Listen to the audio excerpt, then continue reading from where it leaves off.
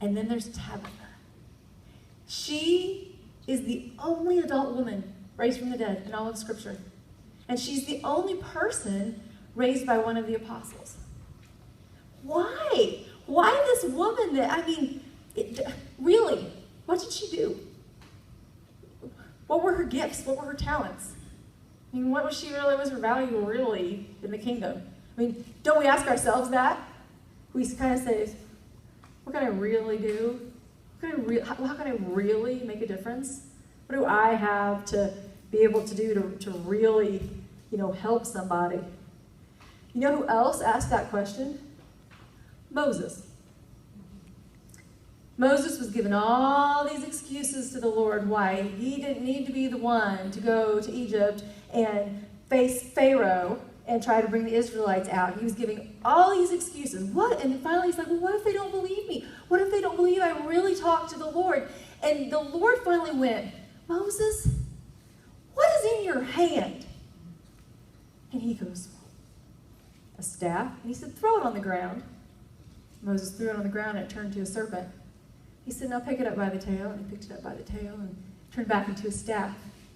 And the Lord showed that he can do anything with whatever is in your hand, including parting the Red Sea with that same staff, bringing water from a rock with that same staff, bringing victory to the Israelites as long as that staff was held in the air. That's all he had in his hand. All Tabitha had in her hand was a needle and thread and some fabric. Her gifts seem so simple, just compassion and care, love, sewing. Jesus said they'll know that you're my disciples by how you love people, and she loved them with her sewing.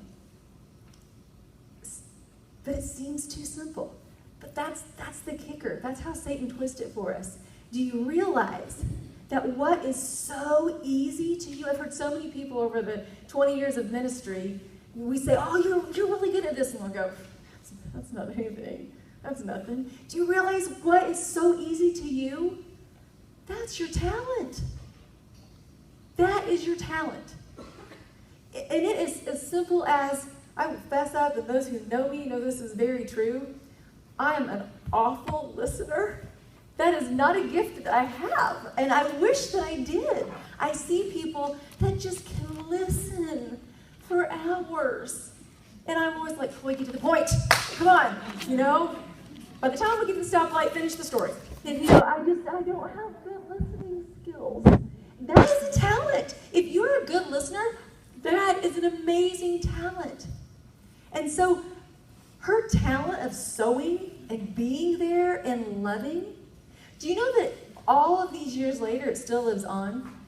Back in 1834, the Dorcas Society, I wish they'd used the Tabitha term in the Tabitha Society, but the Dorcas Society was formed when there was I know, my mom was a part of one. I used to think that was the funniest thing. She's going to Dorcas Circle today.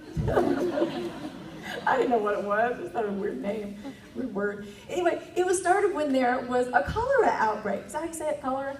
Okay, I've been practicing that. There was an outbreak, and so they formed this society to care for those who were sick and ill. And that society has lasted generations, almost 2,000 years, based on a woman who's in 7 verses of Scripture.